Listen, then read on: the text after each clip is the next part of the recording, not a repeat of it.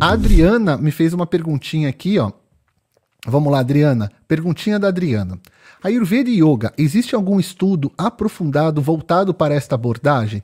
Adriana, quando eu costumo explicar sobre o Ayurveda e Yoga, que são duas ciências que eu amo de paixão, são duas ciências que me deram toda a estrutura de viver e de pensar em o que é a vida, em refletir, em ser profissional e poder trabalhar com isso e tudo mais. Então são duas ciências que eu gosto muito. A primeira coisa que a gente precisa falar sobre esses dois assuntos é desmistificar alguns pontos. É muito comum, principalmente em países ou locais que o Ayurveda e o Yoga se transformaram numa forma muito vendável de produtos. Eu não tenho problema nenhum para isso, eu acho que os produtos devem ser criados porque a gente gosta também, né? Mas às vezes há um tipo de uma forma de apelação para a venda. Isso existe também em todas as áreas. No Ayurveda não seria diferente. Existe uma forçação de barra, às vezes, para vender um Ayurveda e o Yoga como ciências irmãs. Veja, você ter origens, você ter bases filosóficas que deu origens, que são parecidas, que ou são da mesma base, isso pode fazer realmente elas serem ciências irmãs nesse sentido. Mas na prática a gente deve tomar alguns cuidados em relação a essas afirmações. Por quê?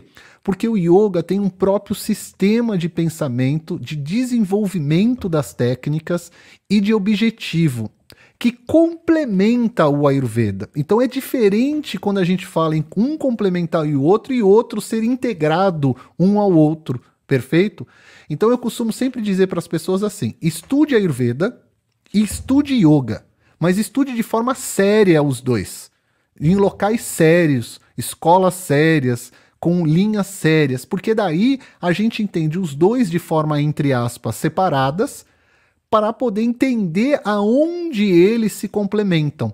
É dessa forma que eu explico. Eu sei que tem muita gente com bons desenvolvimentos nesses estudos, não só no Brasil, como nos Estados Unidos. O próprio Dr. Robert Svoboda fala muito sobre isso, que é o meu professor, meu querido amigo.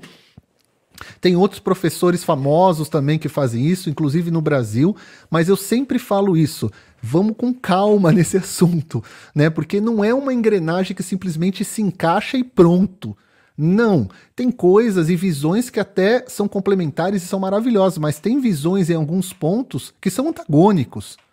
E não há problema nenhum em ser antagônico, muito pelo contrário, a gente que estuda, a gente quer achar o famoso pelo ali para falar, opa, tem alguma coisa aqui, e é onde a gente vai achar a problemática para poder estudar. Isso faz até parte do estudo mesmo, mas é entender que essa não é uma engrenagem que vai ser perfeita, mas um pode se complementar muito com o outro e tem um longo caminho para se estudar nisso daí, tem mesmo, bastante. Hoje mesmo eu estava dando uma aula falando sobre tratamentos de srotas, que são os canais do corpo, e uma das técnicas, mesmo não fazendo parte do Ayurveda, mas uma das técnicas que mais os professores que eu tive sobre essas aulas me deram em relação a tratamento de srotas, que são os canais do corpo, são os pranayamas.